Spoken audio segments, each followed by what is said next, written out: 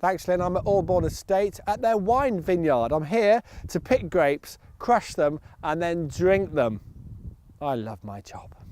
Okay, so Alison, tell us about the sort of cycle over the course of the year in terms of when the grapes are picked and how long they take to grow. Well, we're now just completing our harvest for 2014. So generally the grapes are all picked at the end of September, early October in England. And then the year really will then start again in January, February time when we prune the vines. So all the vines are pruned right down, all this growth will be taken away, and the canes will be put down for next year's growth. And the vines will start growing with their buds in about April, May. And then through June, July, the shoots will grow and the flowers will come out, which will eventually form the bunches of grapes. So how much wine would you produce, say, this year? A rough estimate. Well, that's slightly complicated because I don't put all of my grapes into my wine. I do sell some grapes to other vineyards. Okay. But you can assume that each vine would produce, when it's in full production, about a bottle and a half of wine. And I have some 40,000 vines here over 30 acres. So that would give me a production of around 70,000 bottles a year when I'm in full production. That's a good night out. Yeah, all that in. is a big night out. Shall we actually try a grape? Gonna try a grape? Yeah, well these are Chardonnay grapes. We're just about picking. This is our last day of picking.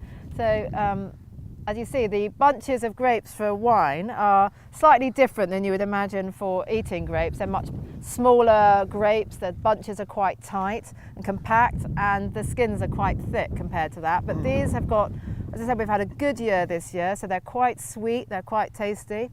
Crunch the skin. Oh yeah. And it tastes quite pleasant. That's quite a kick, isn't it? So we'll go and check out the pickers, because it's their last day now picking. That's right. We've been picking since the 23rd of September, and now this is the last variety we are picking. Is just a few rows up, and it's Pinot Blanc, which will go into our estate selection wine. So Alison, English wine used to be bad reputation, not only here but around the world. Things have changed, haven't they? Yes, very dramatically actually. In the last 10 to 15 years, English wine has grown considerably in popularity and in global reputation, really. The growth in vineyards in England in the last 10 years is something like 140% growth in planted area.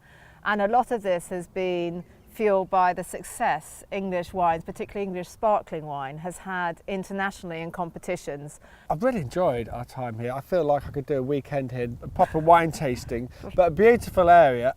Where do people find out more about your wines, and where can they buy them? The best place is to look on our website, which is www.albournestate.co.uk, where we update on people that are stocking our wines and when we are doing tours and having open events at the vineyard. Okay, lovely. I'd like to make a contribution to the wine picking because I've dressed appropriately, so I'll just take that one there. Actually, I might eat that one. One grape. But Okay, we've only got 80 tonnes to go. You're welcome, anytime.